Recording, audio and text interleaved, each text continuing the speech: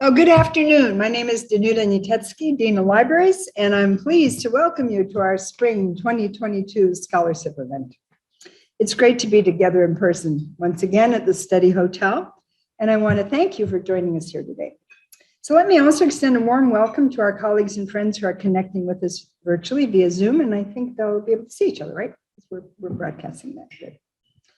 So before we get started, I want to ask all our guests to hold their questions until the end. We will have plenty of time for comments and discussion afterwards. That's the whole point of these.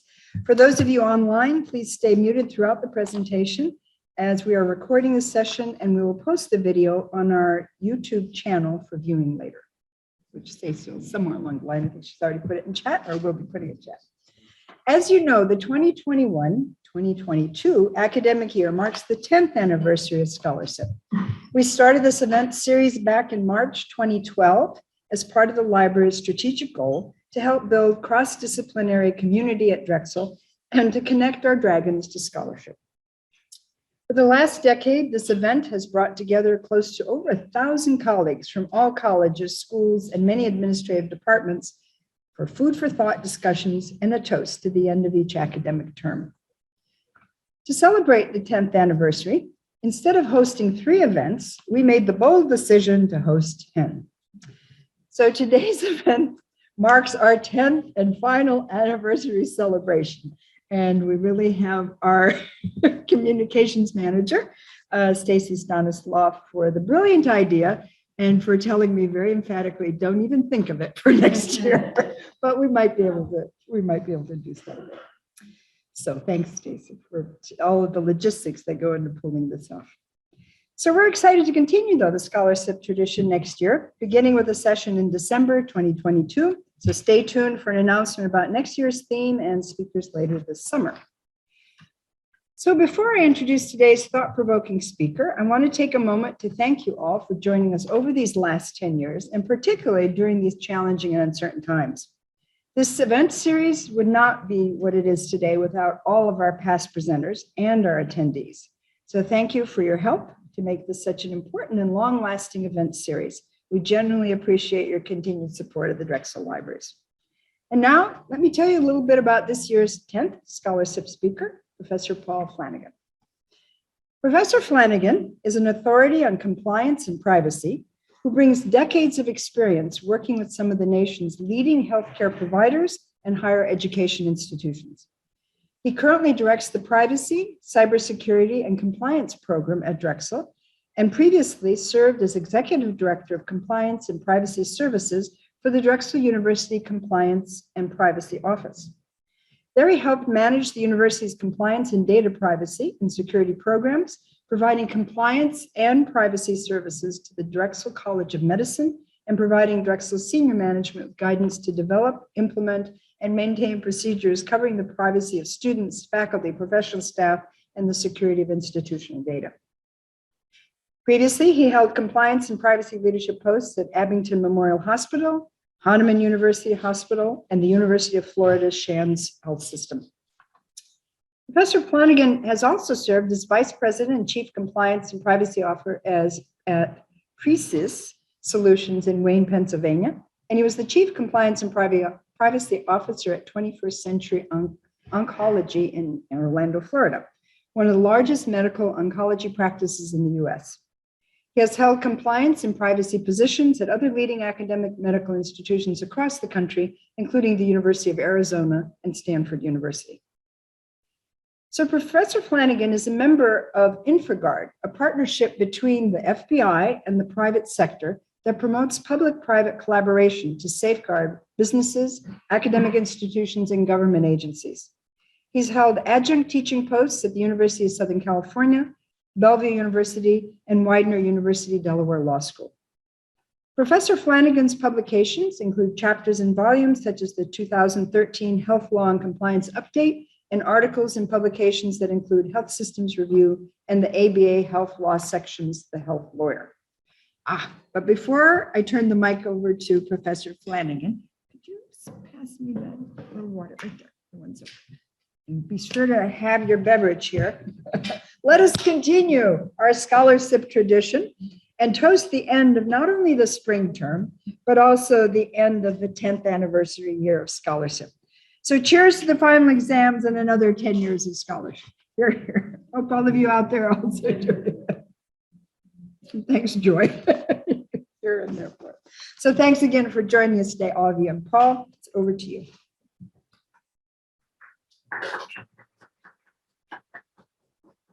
Thank you. Thank you, Danuta, Stacy, Rachel, for having me, and Drexel for having me as well. I'm sorry about the long intro. I didn't make her do that. She just did it. But that's part of what I'm talking about. So again, I'm Paul Flanagan. Some of you know me, that those of you know me know I have a sense of humor, and I'll use it a little bit today. Our topic is going to be fascinating. And I use this topic on purpose because it's like, anybody see the elves on the shelf? Anybody hear about that? Like, they do spy on you, your TV spies on you. Well, your television and your refrigerator knows what you're doing. Your car knows what you're doing. Why is that relevant? We'll get into that. Just a real quick background on me. It was important, I mean, for you to hear my background, because it really tells you how, yeah, can you, what's that? Oh, yeah, can you hear me better? Okay, thank you, yeah. I appreciate, tell me that, because I speak loudly, but I think I mumble, so I appreciate that. And I'm a professor. I teach here at the law school in privacy compliance. I was really brought in my entire life career. I graduated from law school, got a master's in hospital administration. I went straight in. My dad was a doctor. My dad's dad was a doctor. I wanted to be in healthcare my whole life. So I went into healthcare with the idea that I would make a difference, and I became a compliance officer in 1995 when there was no such thing as a compliance officer. There were none. I was either the first or second one in the country. And Pennsylvania was one of the first hospitals that got hit with a fraud settlement. So it was really interesting to be out in Omaha, Nebraska, where I graduated with a law degree, being a compliance officer and using Pennsylvania, my home state, as the centerpiece for why compliance was big. So we have an interesting topic, and I'll get right to it, but I want to tell a quick story. I have 20 to 30 minutes. I can do this for 4 hours. I'm a professor. My wife's always telling me to move on, so I can do it quickly. And I think that if you can follow the approach, can you hear me online? Okay, you'll find the lineage of why this is important, and I'll kick right into this. So let's just start. I gave you my bio, compliance. I have a law degree, master's degree, worked at Stanford, University of Arizona, all these institutions that were dealing with fraud, abuse, Medicare fraud, compliance, laws and rules and regs. This all becomes important later on. Laws, rules, regs, complying, check the box, do everything that we will comply so that we don't get hit with the government. Got good at that. And then the story. So I was at a conference once when they were talking about monkeys. How do we go to monkeys? Well, monkeys was a story about somebody that was researching monkeys out in the woods, and they were looking at the, I'm Irish, so don't let the facts get in the way of a good story. But the facts basically here were that there was a group of monkeys, and they had a really tight knit group. And they studied them for years, and they found that they had a feeding mechanism. There was a point person, people were eating over here. But for whatever reason, over the 10, 15, 20 years, they noticed that there was always 10% of the monkeys living outside of the main tribe, the main group. So 90% lived within the range, and then 10% were out. And they couldn't figure out why 10% were out there. And so they started messing with it. They would take a couple off the 10 and move them and put them in the end, and they go back to the 10, or they take a few over here. And over the years, they never could figure it out. And so what they did as an experiment, they took the entire 10% away, grabbed them, took them away. What do you think happened? They got wiped out. Another tribe came in, another monkey group came in, wiped them out, slaughtered them. What's the moral of the story? Those 10% were relevant. They were relevant to that group existing. So people like me who have ADD, or people who are out there that have a lot of craziness going on, there's a need for that. And what does that mean for you? It means that I have 30 years of compliance experience working at corporate America and seeing it all, really seeing companies wanting to comply with the laws, the rules, the regs. And cyber now is huge, is it not? We have technology now that is taking off to the nth degree. I've worked with FBI agents that told me It's not that you haven't been hacked. You've been hacked already. They're already there in your computer today, right now. There are people living in my computer. So what do you do when there's chaos out there and you have risks and technology exploding? And I always do this. I sat down preparing for this talk, and I just grabbed today's paper, and unfortunately there was a horrible, front page. So I moved to the next one. Bikers, corporate America. Oh, and privacy policies. Everywhere you turn, you're going to find something on privacy any day now. Everywhere you go, it's relevant to you today. So the second I put something up here, it's already yesterday's news, because today's news already has this. So what do you do when you have professional hackers that for a living in another country will say, and I wish I put it up. I have a beautiful globe. It's Kaspersky. Anybody heard of the Kaspersky? You've heard of it, and you see where they're shooting like Star Wars, and you see thousands of shots going from one country to another, hack, and there are live hacks going on. And you realize that we're at the mercy of people that are in a room, and they found out, just like any job, there was a lull at 12 o'clock every day from these hacking. You're wondering, what's the lull? Lunch. They took lunch. So what do we do? What do we do with this type of, and is technology not amazing? Is Bitcoin not interesting? Is the Internet of Things not interesting? I'll give you one story and go right into the slides. Black box. So as a compliance officer at an unnamed institution, I was called up on a Friday at 5 o'clock. And a Friday at 5 o'clock, I got a call, and I was going home to my family. And they said, I want to talk to compliance officer. Compliance officer, yeah, I'm here. What do you want? We have a black box and it's blinking. Fine. Did you call the IT guy? No, I didn't call the IT guy. I called you. You're compliance. Compliance seems to be the person in charge of everything. Fine. We went over. We looked at the black box. And what do you want me to do about it? Well, privacy. There's information on there. What's on there? We had to find out what was on it. So I had to grab my privacy officer. You know who that. So we now had a privacy officer and a compliance officer staring at a black box, blinking. And I looked at him, he looked at me, and we said, what do we want to do with this? We should find out what's on it, right? So as we start to look into it, we found out general counsel was called on it too. And security was called on it. But they had been called on it the week before. We got called on it. So now we have 5 or 6 people looking at a black box in one institution. Why does it matter? Well, from a privacy officer perspective, if it's your patient information on there, you're going to want to know. And I have to report to the government if your information is on there and it's been breached. Has it been open to the public?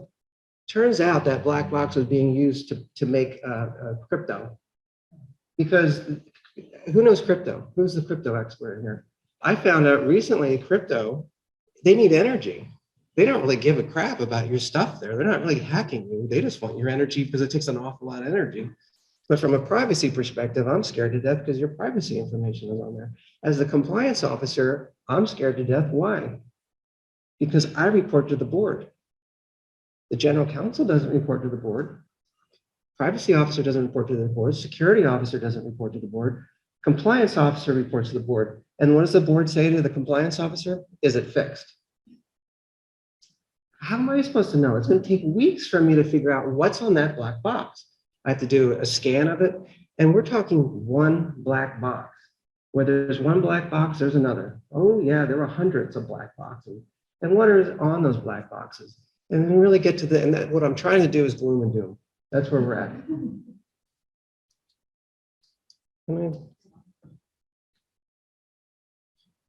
So why is this important to you?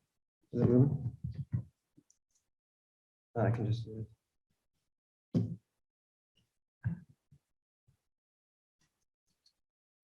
I'll just go for why is it important to you? This year is cursed. Technology. Right. Yeah, you're the. Oh, maybe it's that one. No, I just pulled this one out. Well, you keep talking and I'll keep talking. So that's where we get to where we're at now, where we have the Internet of Things, the Internet of everything, right? It's no longer the Internet of Things, it's the Internet of everything. And I just heard a speech yesterday that said what we knew about the Internet is no longer even valid. It's really what what is it called? Not the Internet of Things, but the CIA, right? The artificial intelligence. No, artificial intelligence. Where are they going with artificial intelligence and machine learning and the whole fact that we're moving in that direction? But yeah, we are there. But what's scary for that as a compliance officer is the amount of laws, rules, and regs that are out there that we're not aware of. And as a compliance officer, our entire job is to make sure we're complying with laws, rules, and regs on a daily basis. As a society, we want to make sure we're complying with laws, rules, and regs. Fitbits. I brought this up to Singapore. So I went over to Singapore to give a speech over there. And you would think Singapore, and you know Singapore, they're the most compliant country in the world. They're so compliant that if you chew gum, you go into jail if you spit it out. That's how compliant they are. It's not scary. It's just you comply. And what they had over there is they had a privacy breach. One of the first, and it was a national hospital. So their national hospital, and we put up a slide to show the directions of that. And we found out that one person reported over here to over there to over there to the CEO. And we found out that nobody would ever get information to them. So the breach never went anywhere. And so they're very big into privacy. And what we were talking about over there was Fitbits. And they found out that the government was giving out free Fitbits over there. And what's on Fitbit? Information, right? And we found out that there were government, I think Navy SEALs are all wearing the Fitbits, and it lit up in the desert and everybody saw it. It was very easy for other people to see the Fitbit. And so what do you do with that technology? From a compliance perspective, still not working.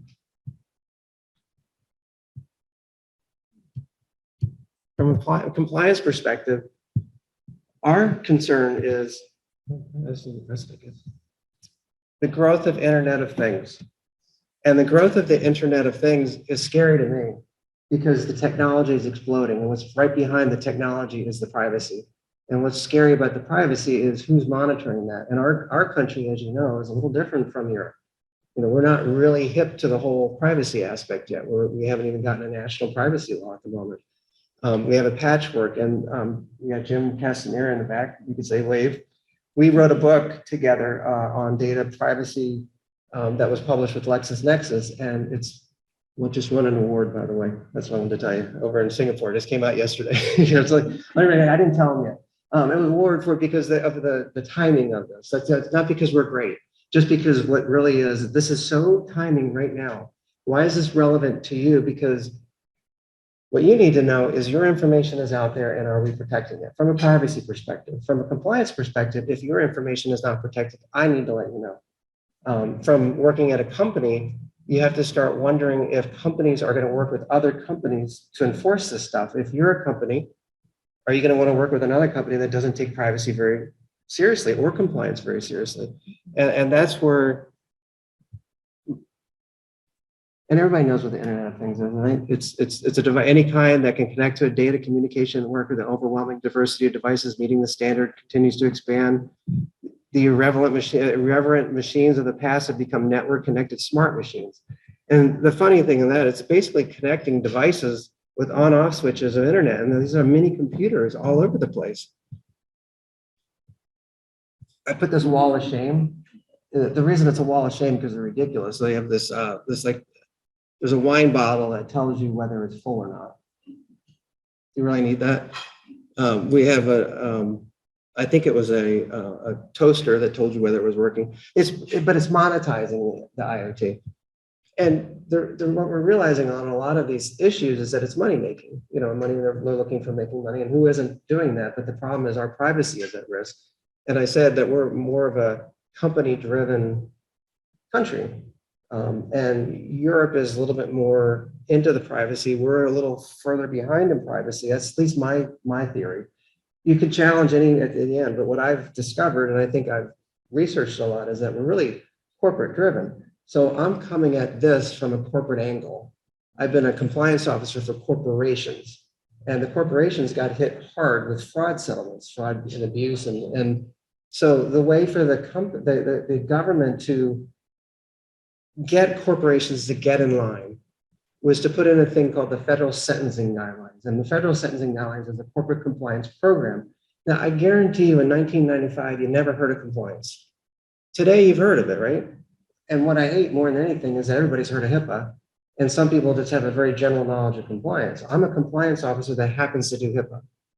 Where if I go to a grocery store, everybody's heard of HIPAA, and everybody says compliance means something. I don't get it. Compliance in a nutshell is the government coming out saying, we believe if you follow these framework, and this is what, when I bring up Singapore, and I know I'm on a time frame, but Singapore, when I taught at the law school there, it was phenomenal. Some of the smartest young students I'd ever met, brilliant. They memorized the law, they knew it. They challenged me. They told me I was wrong, and I was. I would go back and research and like, oh my God, they were right. I felt like an idiot. But then it was almost like Goodwill Hunting when he found out, when he went back and he said, oh, I actually felt good because he's just a dumb kid. I felt better because I realized, oh my God, I have 30 years of experience. I actually have been up against a chairman of the board that told me to tell the Justice Department to go take a hike. He said something else. So what do you do when you go to a corporation, and think about any CEO or any corporation that's doing their business? And I'm going to ask you, and I want you to be honest with me. Does a CEO always want to follow the law, rules, and regs 100% of the time? Do they? I'm challenging you. Tell me. Yes, they do? I'm pointing to you. No. Of course they don't. They're doing everything they can to make as much money as they can within the limits that they can do it. They're to the shareholders, they're trying to do the best they can. I'm not saying they're criminals. I'm just saying I have been in the position where they have pushed hard, and I've pushed back hard. And that's what a compliance officer does. We push back and forth and back and forth. And a CEO is trying to be compliant, but also is trying to keep everybody happy and keeping other people happy. So what I have found, long story short, with what my lecture is about, is that a compliance program is a framework, not a law. A law is a law that you're supposed to follow, and you follow the law. And the young students at Singapore knew the law cold, and they were wonderful. And I said, okay, so what do you do now when you know the law? You bring it to your general counsel, or you bring it to your CEO, and he says, stick it. And they didn't know how to answer. What do you do when you come up against a company that doesn't listen to you? You're the compliance officer. You're supposed to comply with the law. And that's important to today, because I know that we're talking about Internet of Things. We're talking about hacking the grid. These are all things, and I know that's why we're here partially, is that you're here to like, okay, these are out there. This is the artificial intelligence, machine learning, hacking of the electrical grid, malware, world of malware. Well, malware affects a hospital. What happens if you're you're getting surgery, and all of a sudden the entire hospital has been hit with malware and it shuts it? There's a St. Elsewhere show in there, by the way, where they actually stop the surgery and the computer goes blank and they say, give us 100,000 in Bitcoin or the kid dies. And they made it as really good as they could as a young kid, and he was on the thing, and he would die if he didn't get the money. That's real world stuff. So what do we do with that? That's why this is important, because it's important to know malware, important to know the Internet of Things. It's important to know that in the medical field, technology is exploding. And what comes with that is the privacy right behind it, all of our privacy. We had a pen, and on that pen had all the information of the doctor's patients on the pen. And the pen was left there. You know, if that was your patient and that was your information, would you like it that this pen was up on Broad Street going up and down? What's more important about that pen is the privacy officer, once they find out about that, has to notify the government. So what I'm really trying to make happen to here is that, and this advancements in technology, important, phenomenal. I mean, I cannot wait to be in that spot where I need technology to come through for me because of my health. And they've advanced. I mean, stents is unbelievable. Statins. My dad was a doctor, and my dad's dad was a doctor. It comes from medicine. Medicine is exploding. Thank God. I want to live a long time, for my family. But I also am a realist, and I also realize that if we are driven by corporations, and I've worked for corporations my whole life, laws and rules are very important, but also technology is advancing them in a way that we have to balance that. And what I found out in Singapore, and I found out in other, what can be done, and that's where we really come down to a framework. There's one called Enterprise Risk Management, ERM. Sounds good, nobody does it. Everybody tries to do it. 22% of the corporations got involved. The big four talked about it. Everybody was trying to get into it, and it would be phenomenal. It just hasn't taken off yet to the extent it should. But what has taken off are frameworks. NIST is a framework. It's a framework that helps companies deal with cybersecurity. They have ISO 2702, you have NIST 800-53, and I have friends of mine that are phenomenal at NIST. They know it cold, but it's a framework. And Danuto and her company could say, yeah, it's nice, but I'm not going to do it. Why? It's not a law. You don't have to do it. Compliance programs, voluntary. You don't have to do it. But I also worked for Tenet, Flanagan. Is Hahnemann here today? No. I was their chief compliance officer. What happened? I could tell you a lot of stories, but I'll tell you one thing. Hahnemann was part of Tenet, and Tenet got hit with $2 billion in fines. $2 billion. $1 billion one time, another billion another time, because of a lot of issues. That's a lot of money. And what they decided to do is put in a compliance program. In the compliance program, the government said, if you put this in place, we believe that you will do best practices. And that's the moral of the story for today, is that while this technology takes off, while you can come here and learn about privacy, you can learn about technology, you can learn about all of that, I will say, I have been doing compliance for 30 years. It works. It works because other companies like yours that are compliant do not want to do business with the Nudos company that is not compliant. So you will now, through strong arming, will start saying, 4 other of you will now start saying, we're only going to work with people that do this. And Japan was one of them. They just said, we're not going to do business with people that don't have compliance programs. And I think to deal with the chaos that technology is bringing, because technology is awesome, but also technology brings a lot of issues. And this is what I think Singapore was having a difficult time with, is that the law is wonderful. We want the law, but if nobody's following it, it's not helping us. So I will, how much time do I have? Like 5, 10? 10? I can summarize in 10. An effective compliance program reduces the likelihood of an organization we found to have recklessly disregarded, deliberately violated the law. What is a compliance program? Because I could say, and most people in a 30-minute speech, they remember about 7 minutes of what you said. So if I'm going to give you 1 minute that I think you should walk away with, is the framework. What was Paul saying? He talked about a framework. Why is that important? Because the Wild Wild West. Why is the Wild Wild West important? Because we're all subject to it. So if we're all subject to this, we should have some sort of structure in place to deal with the chaos that's out there. And I have seen it in the most regulated area in the world, healthcare, Medicare, Medicaid, the government with big T. We're talking billion-dollar fines. And basically, in a nutshell, they said, just put these 7 elements in place. Be effective in it. Have policies and procedures dealing with the risks that you're encountering. Cybersecurity is a risk. We should have a policy and procedure to deal with that. If a hacker comes into our hospital and says, little Johnny's going to die unless you give him $100,000, we have to have a process on what's going to do that: disaster recovery, business continuity, policies to address that. Comprehensive policies. Designate someone point person. When you go to HR, do you go to your compliance officer for HR? Or do you go to your HR head? You have a point person dealing with just this job. I got to tell you, I worked in corporate America. They're like, you can do risk management, compliance, privacy, general counsel. No, you should have a compliance officer, a privacy officer, a chief information security officer, a CISO. You should have a manager of compliance. I mean, I've been one person compliance officer for 15,000 people. Ridiculous.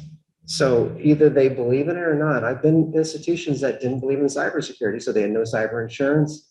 They didn't put any effort into cyber.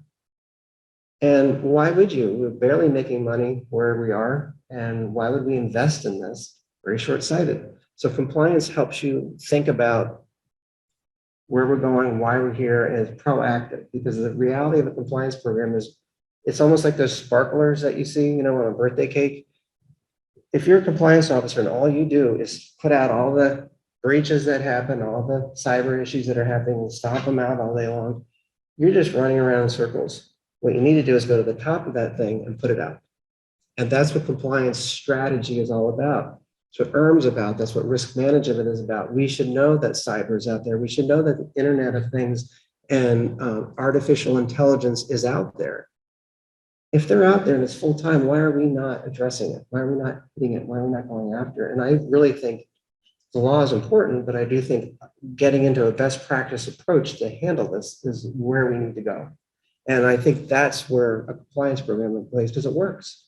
It actually works. And I'm not going to say you're not, I always said compliance is never you start with the Mississippi River. The job is not to get rid of all, when you walk out of here today, are you going to avoid every risk possible? Is somebody going to run a red light? You know, are you going to drop something and leave your keys? Are you going to, yes, on any given day, we are breaking laws all day long. But if we can make that Mississippi River a creek, we've really mitigated risk. And that's really what we're trying to do. And it's just then having the discipline to be effective in that approach to deal with, I'm not going to even say an enemy, just somebody else that is a predator that we can address in an effective way. And it's being proactive and thinking about how we put this together. And that's the gist of my thesis, is that I just want to reduce our risks. Jim, I know that's what you wanted. We just want to reduce risk. They're out there. How do you handle it? And I don't want to be passive about it. I don't want us to be passive about it. I want us to address it. If I was a CEO, I'd want to put my focus in on that. Yes, that means resources would go over there, but it would also be short-sighted not to. You could lose, and I've been places that they completely ignored compliance, got hit with major fraud settlement. And I said, if we had just put a compliance program in to begin with, this would not have gone. And I can give you time after time. Think of Theranos. I'll finish on these. Let's just give you some right off the bat. VW. Remember VW with the TKD technology? They were putting, there's a great video on it. If you look at it, for 15 years, and the fact that you guys aren't going crazy on this, there's a great video on the fact that they were actually putting converter tanks in to get rid of the TDI. Remember TDI? And they said the women were in the back of the car and they're like, it's clean energy, clean energy. The VWs were considered the safest, but well, they were cheating. They've been cheating for 15 years. They got hit with $1 billion because they were cheating by putting these, making it look like it was clean. It wasn't. They were. So if they had a compliance program, we all wouldn't have suffered from it. It goes on and on and on. I can give you any other ones you want to deal with. So I'm going to open it up for questions. These 7 elements aren't just little 7 elements. It's a program, and the program is effective and it's working in healthcare. We have actually gone from having 1 compliance officer to now having 20,000 compliance officers in healthcare. And we used to lose 20% of our money to healthcare fraud, abuse, and waste. And that's like in the trillions of dollars. So I think we do that now to cyber. Okay, we open it up. Just a couple of logistics, since we're in a hybrid environment here. Yeah. So thank you very much for your comments. We'll take questions from this. So for those of you here in the room, we'll have our mic and we'll move around with it so we can be sure they're close, or do they have to come? Maybe better just come up towards the front. So Okay. So we can get the recording. laptop will pick Right. up. And then for those online, if you want to type your comments in chat, Stacy will monitor and read them. And that's probably the easiest as opposed to trying to have them. Yeah. All right. So yes, let's invite people to come up to the mic just so we can get your recording.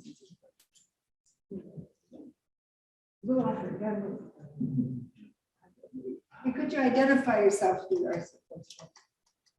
you're from.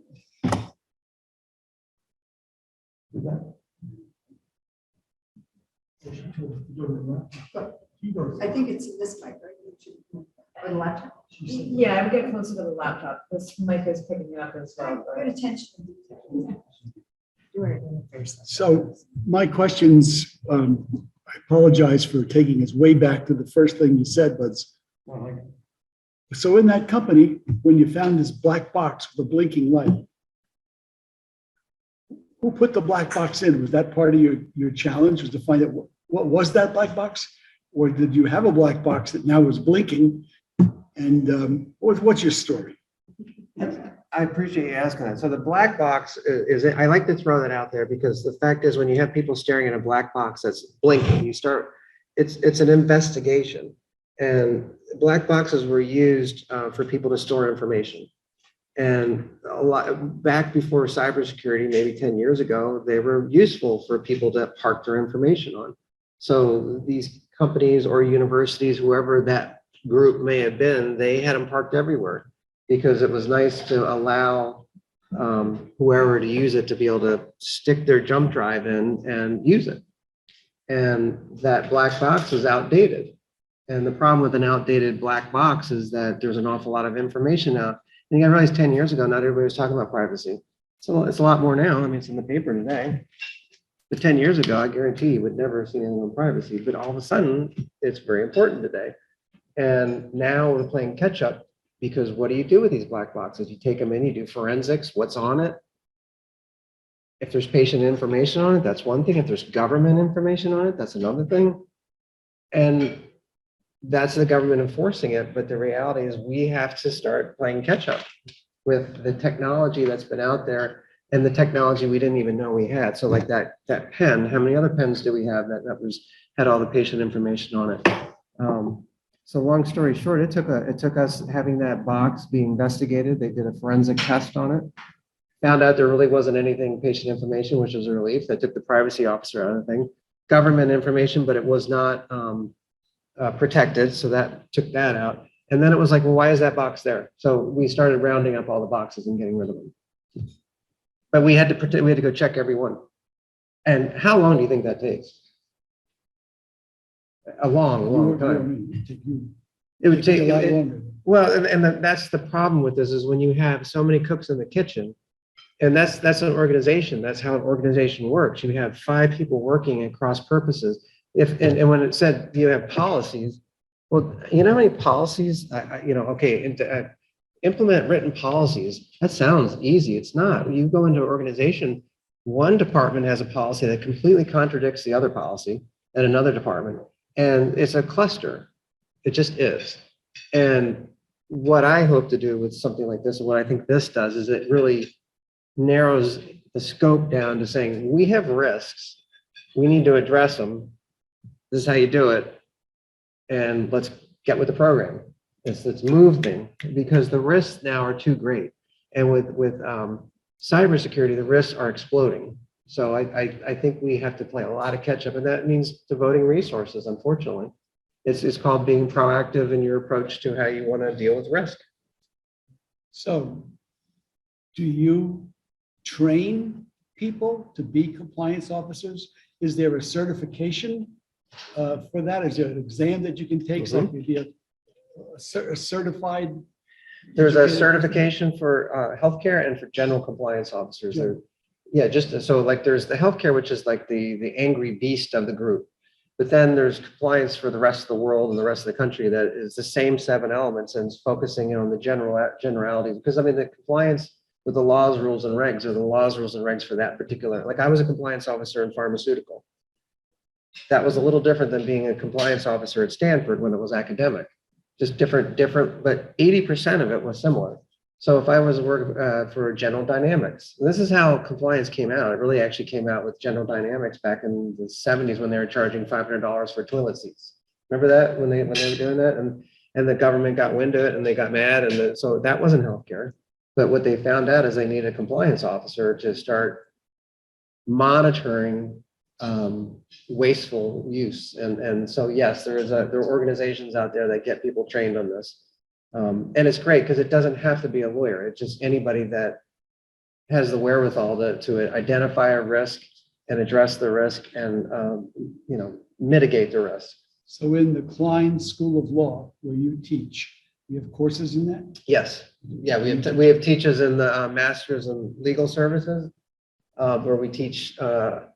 We do compliance. We do privacy. We have cybersecurity. We have Jordan Fisher, who's is awesome, and then the law school we also have that too. But it's exploding.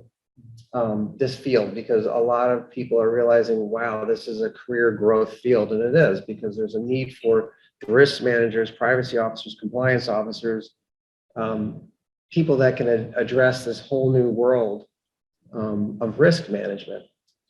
Thank you very much. And I do say that I resent the fact that because I'm blue collar, he thought I would know about the toilet seats.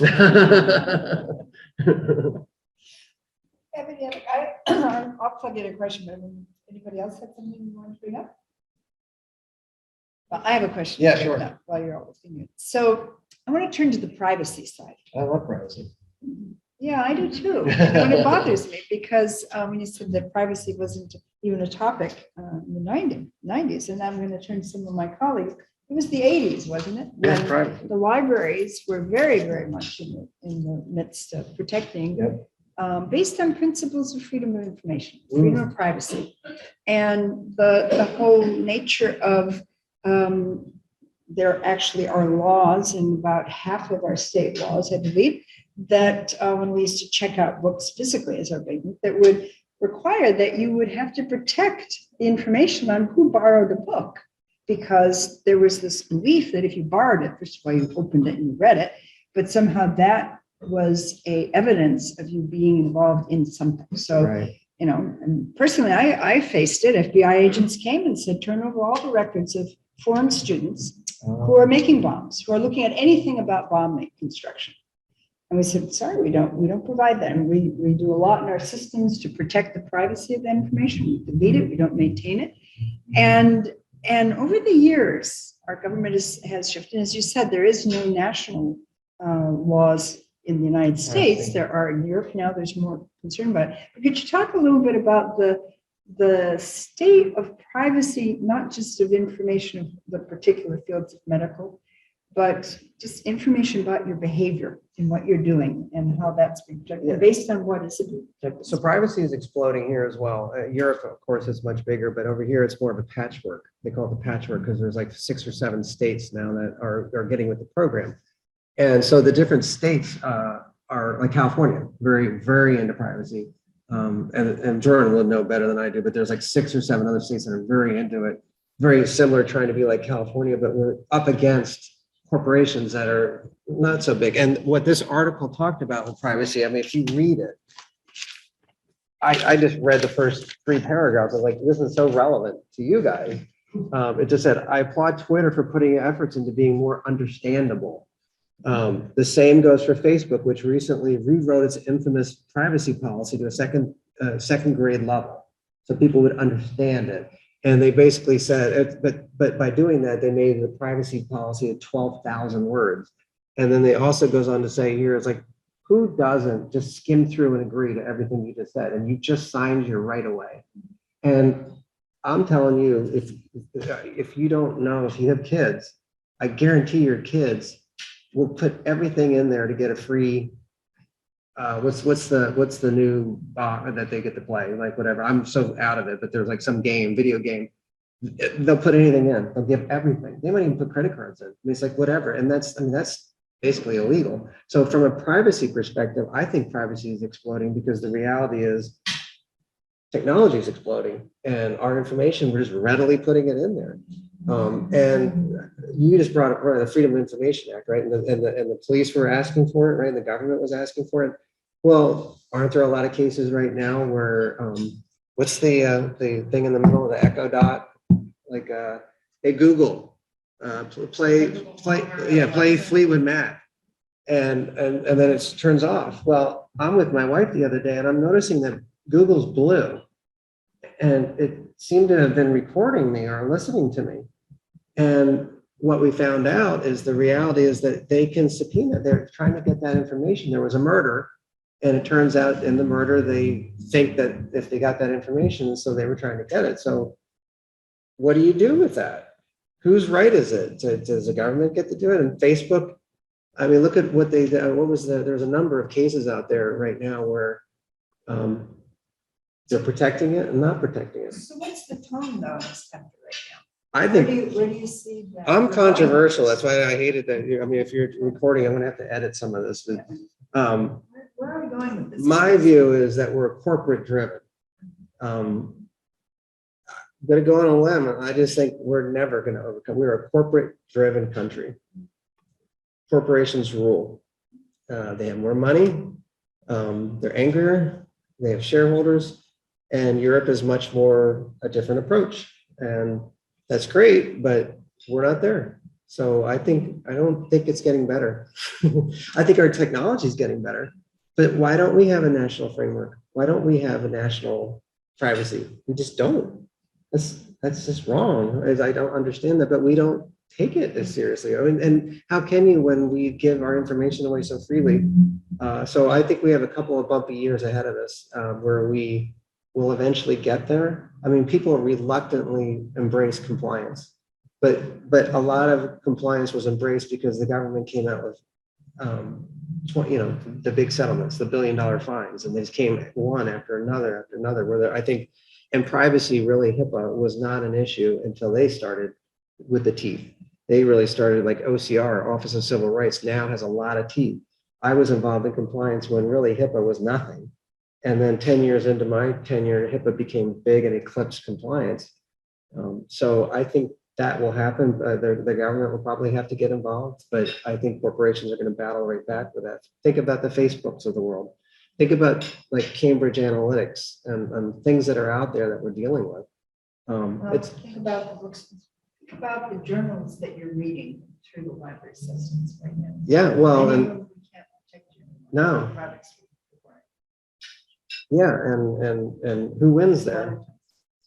So I think privacy will get there. I do think it will get there, but I think we're a long ways away. And I think in the meantime, if we can have some sort of framework to address it, it's a kind of the middle ground. And I'm for a middle ground at this point because it's sure the heck better than where we are and where we might be going. And I think a middle ground, both sides can get behind.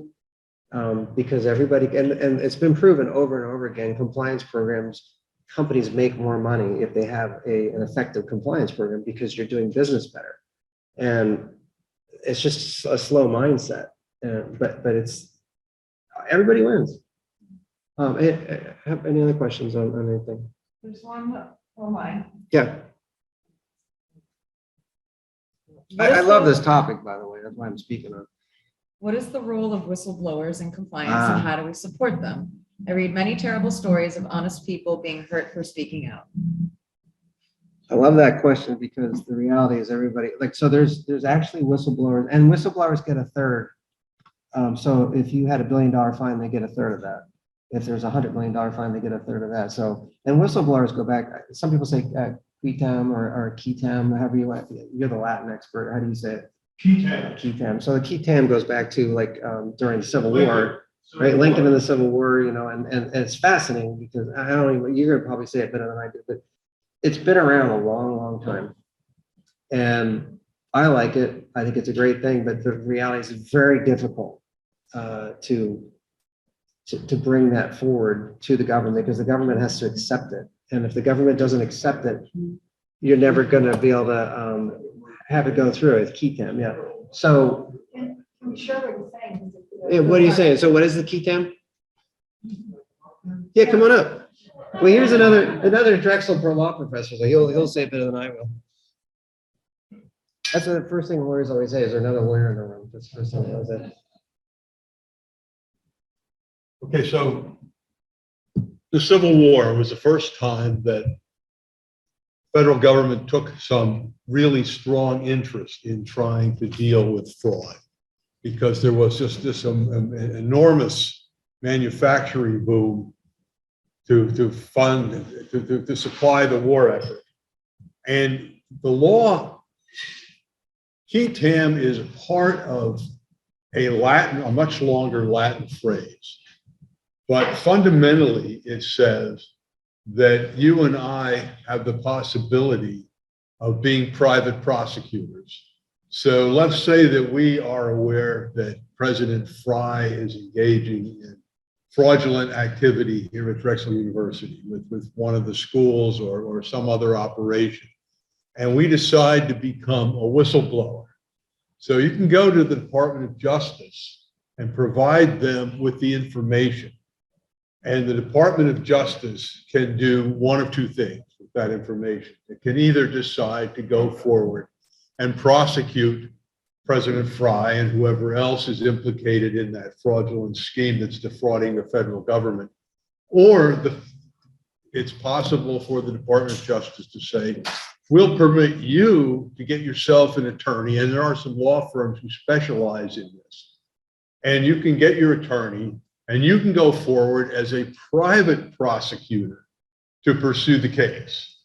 And if you do so, if you're given that green light and you go forward to pursue the case and you win, as Paul indicated, you get a substantial portion of whatever that award is that you receive from the court.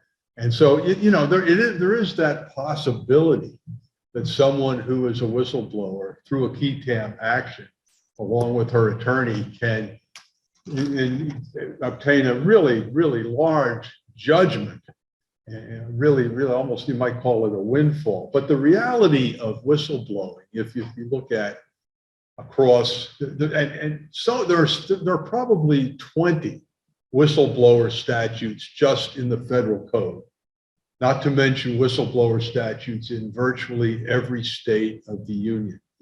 But the reality is, if you become a whistleblower, you are in for a really hard, long struggle. And this has been documented again and again and again. So for every person, a number of people with the University of Phoenix and its parent company, the University of Phoenix has been fined multiple times by the federal government, by the Department of Education, for headhunting, for going out and enticing veterans who have veterans benefits and other potential students, and literally recruiting them into the University of Phoenix, which is against the law. If they're getting federal benefits, be they VA benefits or what have you, and you recruit them, you are violating the law. And the University of Phoenix, I think for many years, just paid these very large fines as kind of a cost of doing business. But there were a number of admissions counselors with the University of Phoenix who did put a lot of money into their pockets by becoming whistleblowers. But for every one of those, there are probably a dozen other people who lost their jobs, lost their reputations, became unemployable, and never did get any compensation for their whistleblowing. So it's a tough call to make that decision. Thanks, Jim. That was a good question. Any other? If not, maybe we should adjourn to the less formal environment. All right, Say thank you. farewell and thanks to our online Thank you, everybody attendees. online. And refreshments.